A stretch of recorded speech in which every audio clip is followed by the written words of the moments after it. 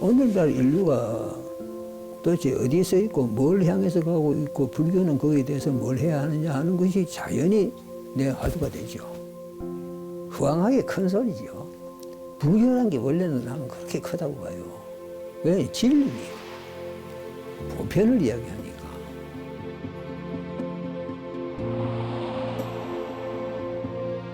극단이란 거는 편견이고 편견이란 거는 좁은 뇌입니다. 같이 있는 거예요. 어디에. 그럼 같이 이걸 거부를 하다 보면 자연히 중도가 되는 거예요. 큰 눈은 중도인 거예요. 불교 중도가 이 시대에 할 일이 있겠다. 첫째, 종교를 살려내야 되겠다. 또 신을 살려내야 되겠다. 그리고 인간도 살리고 자연도 살려야겠다. 이게 중도가 이 시대에 해야 할 일이다. 요즘 뭐 세상 돌아가는 게 어떤 면에서 대단히 좀 우리에게 깊은 경고를 주는 면이 많습니다. 우리 우때나 선조들은 상상도 안 했던 그러한 주제들을 현대인들은 안고 굉장히 절박하게 그걸 고민해야 하는 그런 특수 상황이 지금 와 있거든요. 문제의 심각성이 거기 있습니다. 지금 인류가 마음이 다 합해져서 각 분야가 모든 노력을 다 집중적으로 경주해서 이 문제를 해결하려고 들어도 이미 때는 늦었는지도 모릅니다. 그러나 세상은 일처가 유심적으로 안 하는데 우리 인간이 업을 지었고 또 현재 우리가 그런 벌을 받고 있다고 말을 한다면 인류의 마음이 한결같이 모여서 원력이 집중되어서 결집되어서 강력한 원력으로 방출된다면 이러한 지구온난화 문제도 그렇게 비극적으로만 치닫지 않고 어쩌면 다소 해결의 길이 모색될 수 있을지도 모르죠.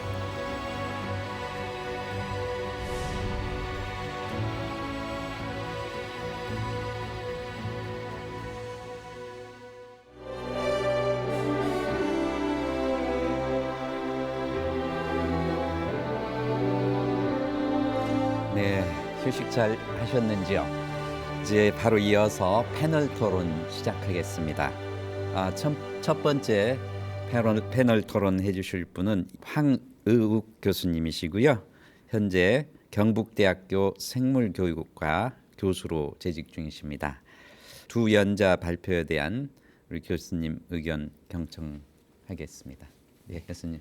부족하지만 제가 이해한 걸 간단하게만 말씀을 드리고 제 토론 말씀을 드리면 이덕환 교수님께서는 아주 저명한 화학자시죠. 그리고 또 저술가이시기도 하십니다.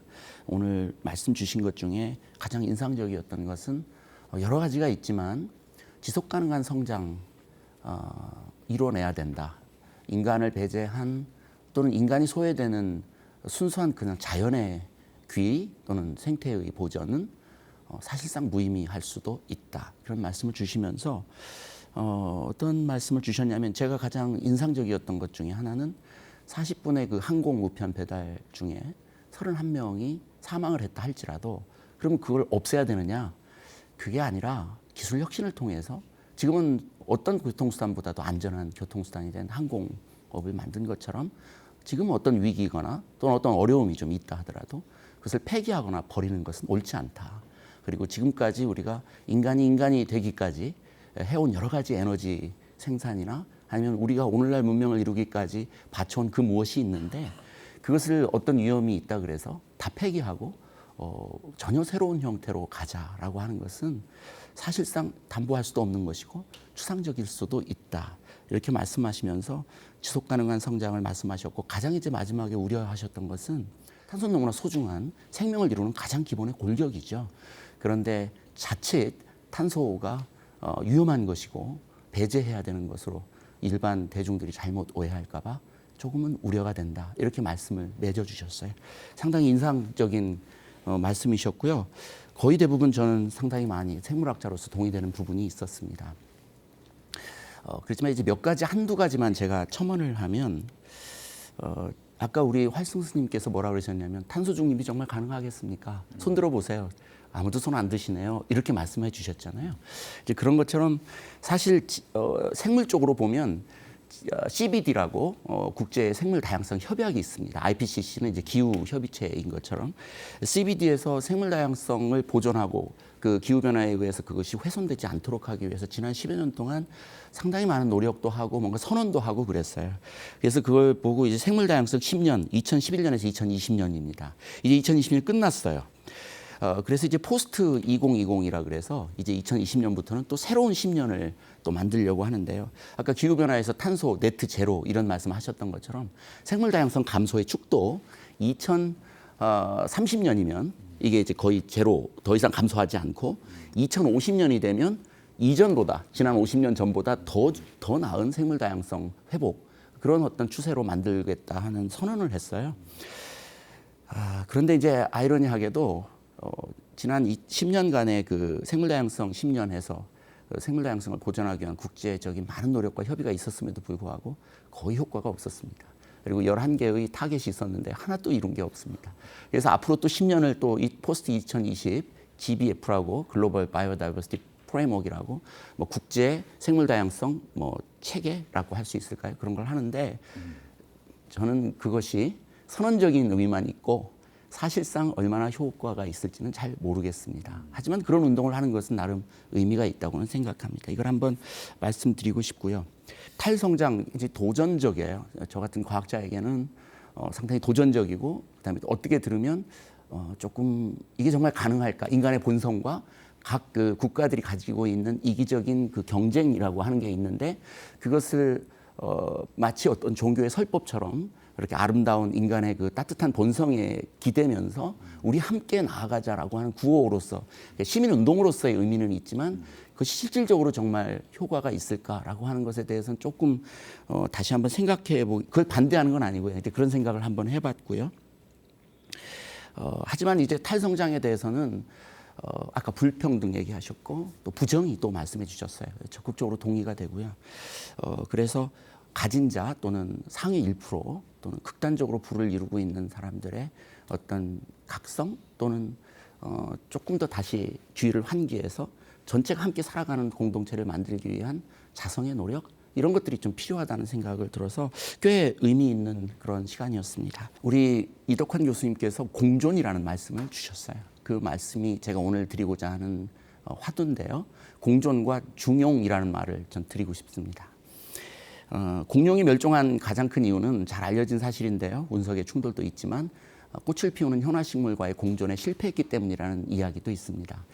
포유류를 포함한 이 인간과 그다음 곤충이 이렇게 번성하게 된 이유는 충매작용을 하거나 또는 포유류들이 그것들을 멀리 이동시켜줘서 식물이 새로운 서식지를 찾게 만들거나 하는 여러 가지. 그러면 또 식물은 우리에게 과일을 주기도 하고 꿀을 주기도 하는 서로 상생하고 윈윈하는 전략들을 가지고 있었기 때문에 오늘날 성장했다고 진화학자들은 그렇게 생각하고 있습니다.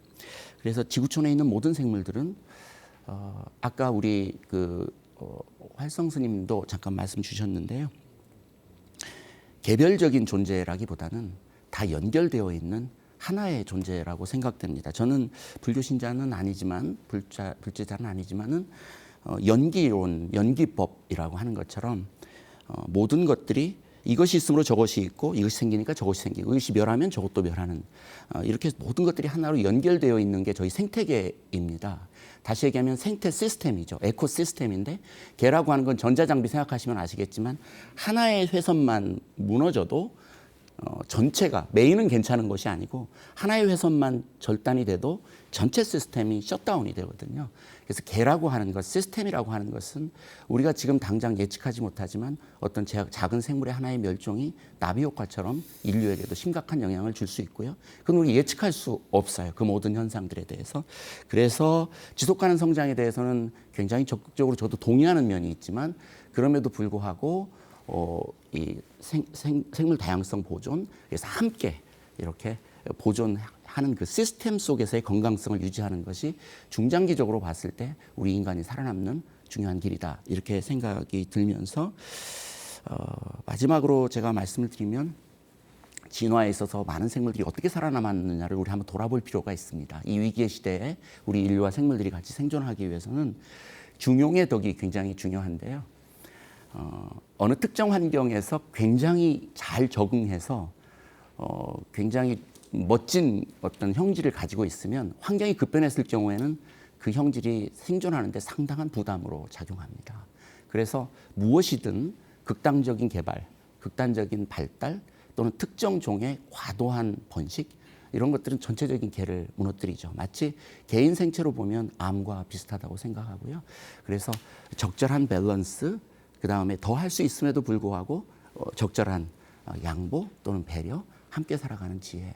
그게 어쩌면 지금 위기 상황 속에서 우리에게 필요한 지혜가 아닌가 싶습니다. 두서없이 제 토론 이걸로 마치겠습니다. 네, 감사합니다. 예, 그러면은 뭐 이따가 이제 또 답변도 해주시고 같이 토론하기로 하고요. 바로 이어서 두 번째 패널 토론자이신 민정희 선생님 소개드리겠습니다. 국제 기후 종교 시민 네트워크 아이스 네트워크라고 하더라고요. 사무총장이시고요. 기후 위기의 해결 방안을 모색하기 위해 실천 영역에서 정말 왕성하게 활동하고 계십니다. 민정희 사무총장님 의견 들어보겠습니다. 네, 안녕하세요. 민정희입니다. 두 분의 발제 잘 들었고요. 솔직히 말씀드리면 저는 한재학 선생님 발제 내용은 제가 생각하는 거랑 너무 거의 비슷해서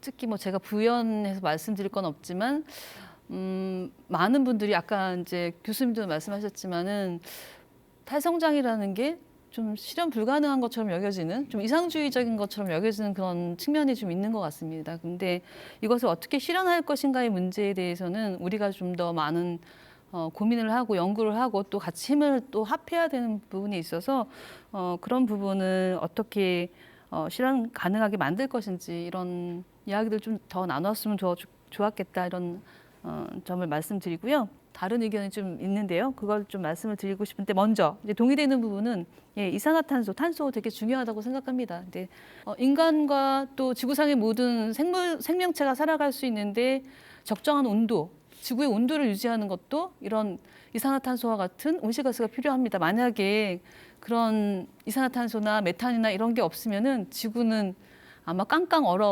얼어버리는 얼음덩어리가 될 수 있습니다. 그렇기 때문에 정말 중요한 원소이고요. 기체입니다.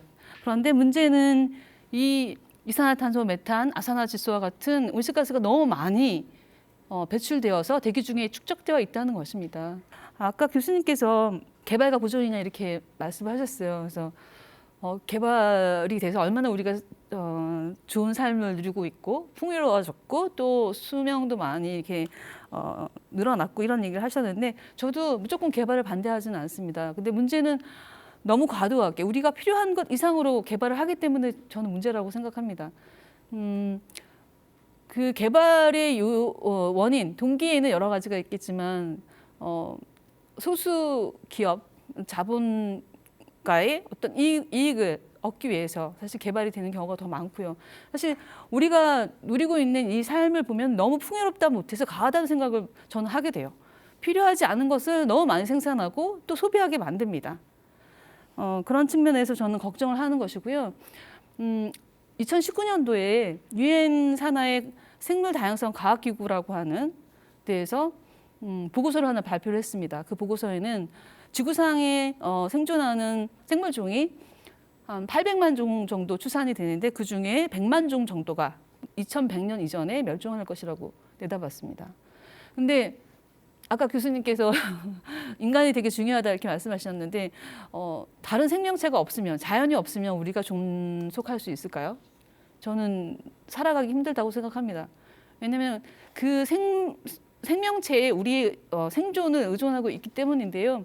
예를 들면은 한참 이제 논란이 됐던 게 뭐냐면 벌이 많이 사라지고 있다 이렇게 얘기 들어보셨죠? 한국에서 작년에 사라진 벌의 개체수가 78억 마리 정도 된다고 합니다. 근데 이 벌이 하는 역할이 굉장히 중요하죠. 작물, 그러니까 식량 작물이 생산되는데, 그러니까 재배되는데 수분을 하는 그런 역할을 하잖아요. 그래서 되게 중요한데 이런 벌들이 사라지고 있고 가을 하늘에 잠자리가 없습니다. 그만큼 뭔가 변화하고 있는 거고 뭔가 사라지고 있는 건데 그렇게 사라지는 생물종 왜 사라지는지 그 이유에 대해서 과학자들은 아까 유엔의 과학기구 말씀드렸는데요. 거기에서는 뭐라고 했냐면 도시의 확장, 산림 훼손 그리고 개발이라고 분명하게 원인을 짚었습니다. 그래서 우리 인간은 이 지금과 같은 기후 위기 뿐만 아니라 이제 생태적인 위기도 맞이하고 있는데 이 위기를 막기 위해서는 과도한 개발 그리고 과도한 생산과 소비를 줄여야 합니다. 그런 점에서 저는 이제 한재각 소장님의 말씀에 전적으로 동의를 하고요. 과도한 대량 생산, 대량 소비를 어떻게 줄일 것인가 이 부분에 대해서는 사실 우리 학자분뿐만이 아니라 활동가 그다음에 시민들도 특히 또 종교인들도 관심을 기울이고 또 같이 함께 노력을 해야 될 분야라고 생각합니다. 네, 이상입니다. 예, 감사합니다. 예, 두 분 패널 토론 잘 해주셨는데요. 그러면은 우리 발제하신 분들께서 각각 좀 답변을 해주시고 그리고 나서 이제 지금 질문이 여러 개 들어와 있으니까요. 질문에 대한 답변하는 그런 순서로 쭉 진행을 하겠습니다. 괜찮겠죠? 예.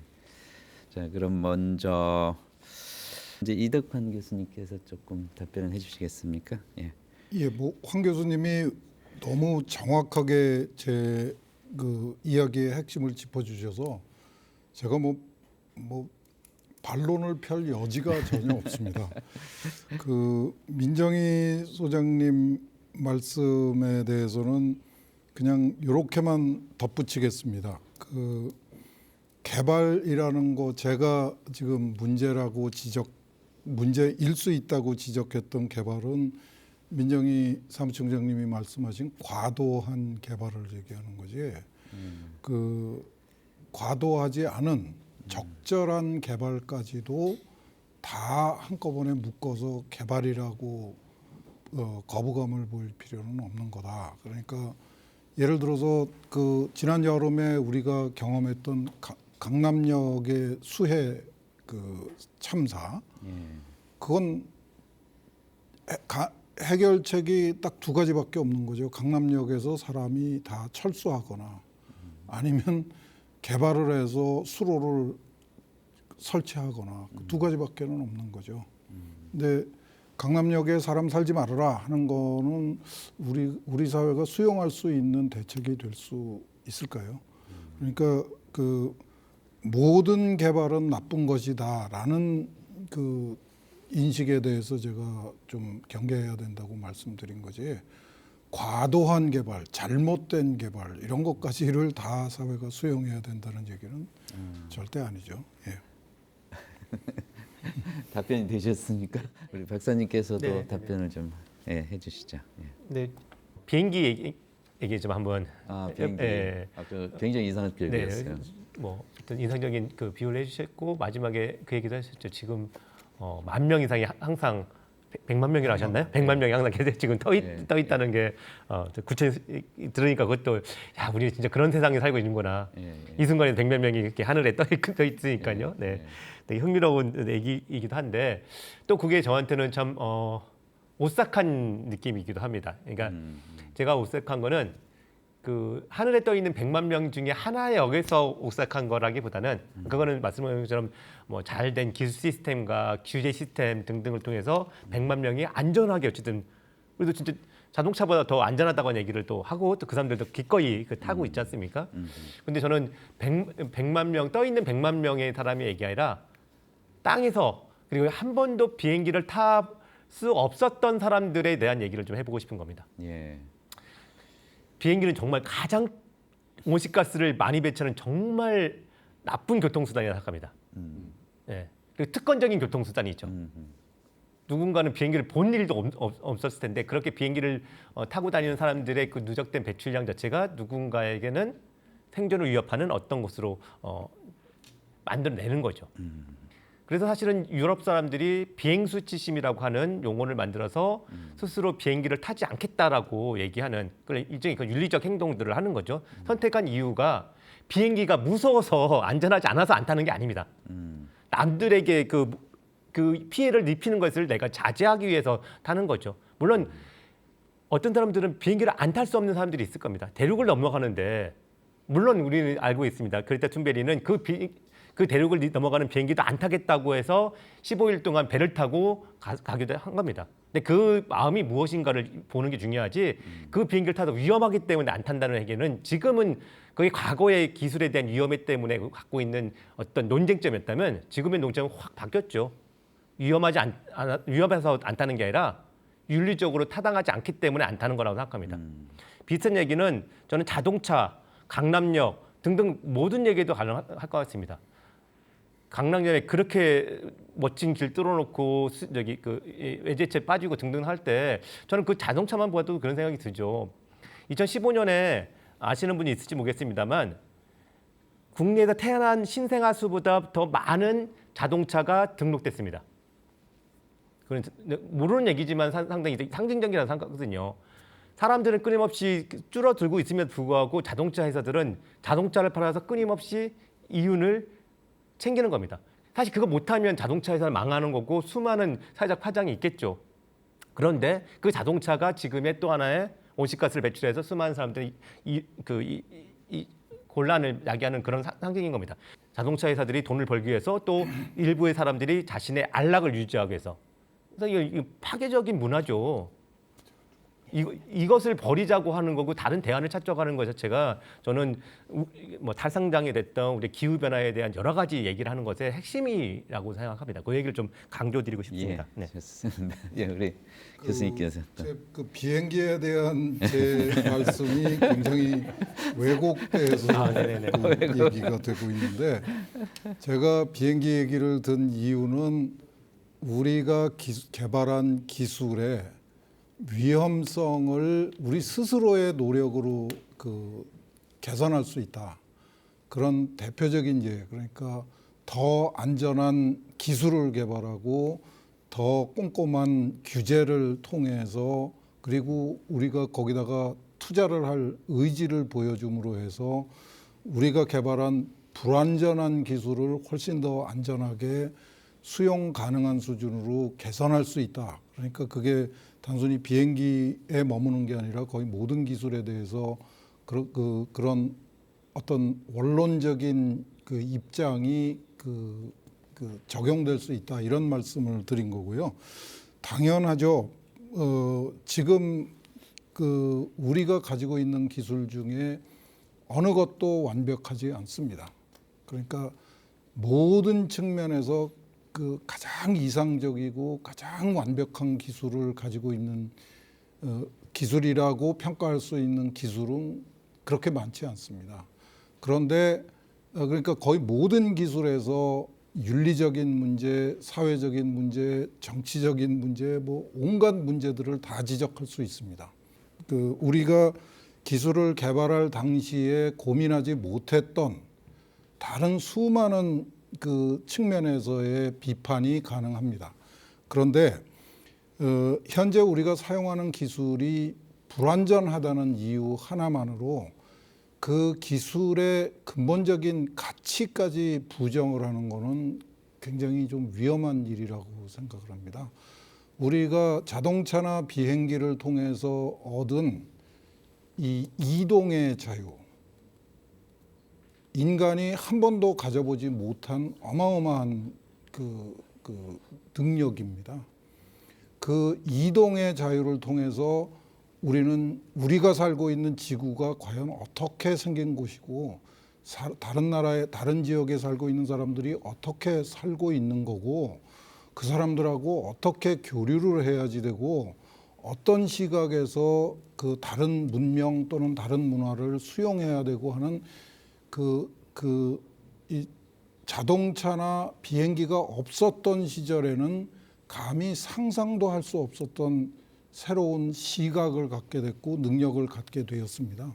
그 부분에 대한 그 고민을 싹 빼놓고 어떤 기술의 물론 당연히 심각한 문제점이라고 지적할 수는 있습니다. 근데 기술의 그 어떤 특정한 그 단점을 또는 부작용을 너무 과장해 갖고 기술 자체의 가치를 부정하는 수준으로 가면은 이건 좀 문제가 있는 이야기가 될 수 있다. 이런 말씀 드리고 싶습니다. 네, 감사합니다. 이게 이덕환 교수님 말씀하셔갖고 아까 생각이 나는데 원전 얘기 아까 예. 말씀하시려고 이 얘기 하셨던 것 같아요. 예. 저는 0.0001%의 가능성이라도 사고가 나면 사고 가능성이 있다면 저는 그 기술은 폐기해야 된다고 생각합니다. 최근에 기온이 많이 상승하고 있잖아요. 기온이 상승하면서 산불이 많이 나고 있어요. 근데 올해 발생했던 그 울진 산불이 있잖아요. 그 산불이 원전 가까이 갈 수도 있다는 그런 얘기가 있어서 저희도 긴장을 했었고 그래서 이런 점들을 볼 때 우리나라에 과연 원전이 필요한 것인가를 저는 문제제기하지 않을 수 없을 것 같습니다. 네. 지금 말씀하신 거는 그 탈원전을 주장하시는 분들의 아주 초보적인 말씀이고요. 그럼에도 불구하고 특히 지금 기후 위기를 이야기를 하시고 탄소 중립을 이야기하시면은 특히 우리나라의 경우에는 현실적인 대안이 없습니다. 그러니까 아까 말씀드렸듯이 그 항공우편의 그 조종사들이 6년 동안에 30명이 사망한 거에 그 겁에 그것 때문에 항공우편을 포기하자는 주장을 하는 것처럼 지금 이 원전에 대한 그 과도한 공포 이런 것들 때문에 원전을 포기하고 나면은 우리나라의 탄소 중립 정책은 현실적으로 실현이 불가능합니다. 그러면 우리가 뭘 해야 될까요? 탄소 중립을 포기해야 될까요? 탄소 중립을 수용하면서 탄소 중립이 저는 뭐 개인적으로는 탄소 중립을 위해서 노력은 해야 되지만은 그게 우리나라의 그 모든 것을 걸어야 될 만큼 중요하다고는 생각하지 않는데 하여튼 그럼에도 불구하고 탄소 중립을 위한 노력은 필요합니다. 그런데 그 탄소 중립을 위한 노력에 원전이 필수적으로 필요하다 그러면 뭘 해야 될까요? 원전은 위험할 수 있습니다. 그러면 뭘 해야 될까요? 위험할 수 있는데 그러면 원전도 포기해야 되고 탄소 중립도 포기해야 되고 그럼 우리는 뭐 하죠? 포인트는 이겁니다. 탄소 중립이 중요하다고 하면은 원전의 그 위험성을 충분한 수준으로 낮춰서 우리 사회가 수용할 수 있는 그런 노력, 기술력을 개발하고 규제를 강화하고 거기에다가 투자를 할 수 있는 의지력을 키우는 게 더 현실적인 방법이라고 말씀을 드리고 싶습니다. 예, 감사합니다. 이제 탈원전은 또 큰 주제이기 때문에 여기까지 마무리를 하고요. 지금 함께 하신 분들이나 또 미리 질문지를 주신 분들 그 질문 하나씩 답변을 드리도록 하겠습니다. 예. 기후 환경위기 해법은 어떤 경제체계, 자본주의, 공산주의에서 살고 있는지에 관계없이 각 개인들의 소비량의 절대 수준을 낮추지 않고는 해결 방법이 없다고 생각합니다. 환경단체들의 소비 줄이기 운동이 어떤 형태로 있어 왔으며 두 번째는 어떤 성과를 얻었으며 세 번째는 소비자들의 소비 형태 변화를 위한 실질적이고 현실 가능한 방안은 무엇인가요? 제가 먼저 잠깐 말씀을 드리면 뭐 요즘 제로 웨이스트 운동 이런 거 많이 들어보셨을 것 같아요. 그리고 진짜 포장지 없는 그래서 진짜 알짜만 이렇게 우리 용기 가서 담아오는 이런 것들 대단히 많이 하시고 이거 넓어지고 있죠. 근데 사실은 근데 그거는 우리가 생활에서 느끼는 좀 진짜 답답함이 있지 않습니까? 시장에 장 하나 보고 와서 물건 뜯어가지고 딱 넣어놓고 보면 진짜 쓰레기가 와 정말 많지 않습니까? 그거 좀 어떻게 없애면 좋겠는데 기업들은 절대 안 없애죠. 물건을 잘 팔아야 되니까 이쁜 거 해야 되고 뭐 그러니까 계속 그렇게 하는 거지 않습니까? 저는 열심히 뜯어서 잘 재활용하는 것뿐만 아니라 기업들이 그렇게 하지 못하도록 저는 강력한 항의 행동을 해야 된다고 생각합니다. 얼마나 낭비적인 기업들이 낭비적인 행위를 하는지에 대해서 문제를 얘기하고 그것에서 경고하는 행위들이 되게 중요하다고 생각하고 이런 것들이 소비를 줄이는 것에 대해서 개인이 열심히 하는 문제뿐만 아니라 제도적이고 기업에 관한 것, 정책적 이런 것들을 바꾸도록 하는 노력들을 같이 해야 된다는 얘기를 꼭 다시 한번 좀 드리고 싶습니다. 네. 잠깐 말씀드리겠습니다. 제가 조금 말씀을 드릴까요?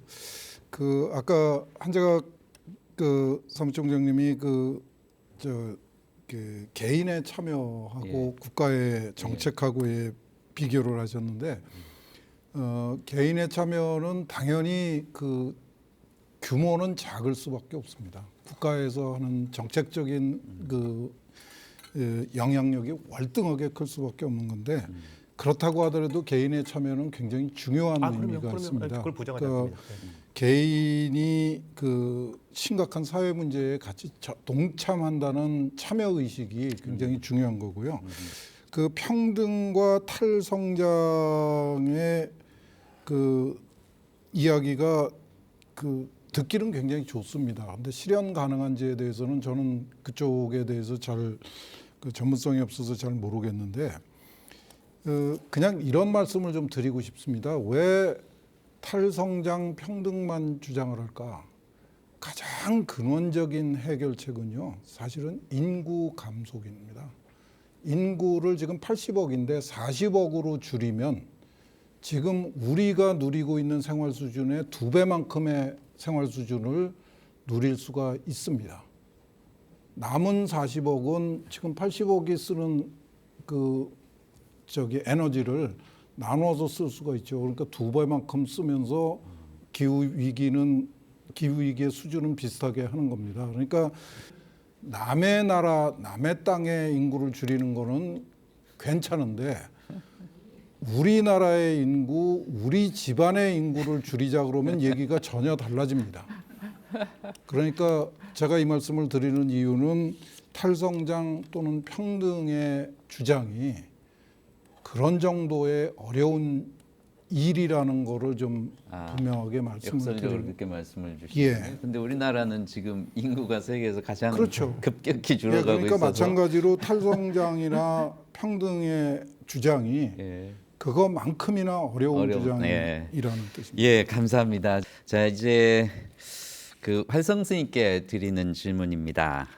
기후 위기의 상황과 원인 그리고 해결책들을 붓다께서 모든 존재의 특성으로 가르친 아니짜, 무상, 두카, 고, 아나따, 무아에 기반하여 어떻게 설명되어 줄 수 있는가? 두 번째 궁금함은 기후 위기에 대한 해결과 실천을 고멸성제와 고멸도성제에서는 어떻게 접근될 수 있는가요? 라고 질문해 주셨습니다.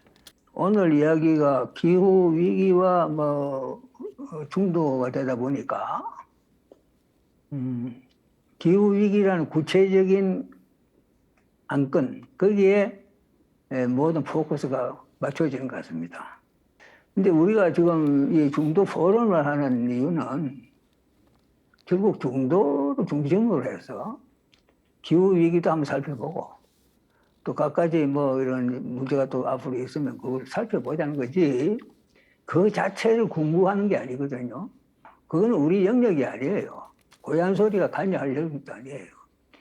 기후위기를 고얀소리가 무슨 수로 감당합니까? 어떻게 접근합니까? 다만 기후위기를 해결하는 길, 즉 그게 또 고성제거든요.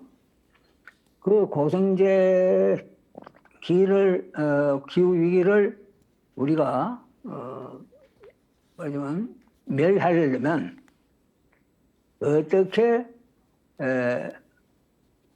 접근할 것인가를 이야기하는 게 팔정도고 그리고 그 팔정도를 뭐 오늘 이야기하고도 연관해서 보자면 인류가 안고 있는 우연히 또는 뭐 있을 수 없는 일이 발생한 게 아니고 충분히 가능한 가능성이 그냥 불고 나온 것 뿐이에요.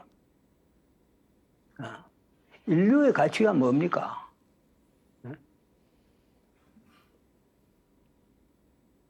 경제 성장, 아까 뭐 여러 거론하던데 경제 성장, 또 뭐 평화, 안락,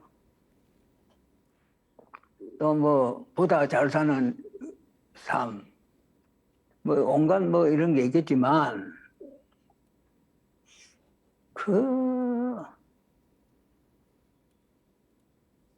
그러한 가치를 가지고 예를 들면 우리가 뭐 다다익선을 말하자면 추구하여 마지 않으면서 한편으로는 기후 위기를 조금 해결도 해보자. 해결하는데 왜 하냐? 내가 편하기 위해서, 우리가 그런 험한 꼴 안 당하기 위해서. 그래서 필요하다. 이건 실현 불가능한 공론이에요. 그렇지 않습니까?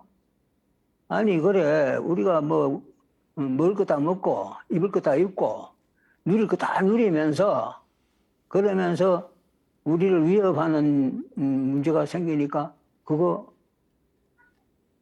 없으면 좋겠다. 그럼 그것만 딱 떼서 어떻게 해결 한번 해보자. 탄소 중립을 뭐 실현하든지 뭐 1.5도씨인가를 뭐 실현해보자. 이런 식으로 접근하는 거는 눈 감고 아웅하게요. 가치 기준을 어디다 두고 있냐고. 그야말로 요새는 경제가 지배를 하는 시대예요. 어쨌든 경제적 가치 또는 경제적 가치관이 인류를 완전히 사로잡고 지배하여 마지 않는 이러한 상황이 왜 벌어졌냐면요. 우리가 표피적으로 어떤 문제 불거질 때마다 그 문제를 해결하려고 하는 해결 대상으로 생각하니까 안 풀리는 거예요. 해결의 대상으로 생각한단 말이에요, 문제를. 즉, 요걸 어떻게 하면 해결되지? 풀리지 않은 식으로. 무슨 산수 문제 풀듯이. 그거부터가 잘못이에요. 우리를 돌아보는, 말하자면 이걸 경제 문제나 정치 문제로 볼 게 아니라 윤리, 도덕적 문제로 봐야 합니다. 접근을 그런 식으로 해야 한다고. 어떻게 보면 가장 좋은 여건이 인류가 진리에 전념하고 진리를 추구할 수 있는 조건이 인류 역사상 처음 되었다고. 너무 가난하지도 않고, 참 어느 정도 다 먹고 살 수 있고, 다 뭐 온갖 것이 전부 다 교육부터 후생, 복지 다 이 정도면은 이거 천국 아니에요, 천국? 물론 거기에 혜택을 상대적으로 못 받는 지역도 있지만 이런 때 우리가 정말 윤리에 입각해서 이웃을 보고 자연을 보고 국가도 보고 이웃 국가도 보고 윤리적으로 그래서 근본적으로 팔정도의 그 중도 진리를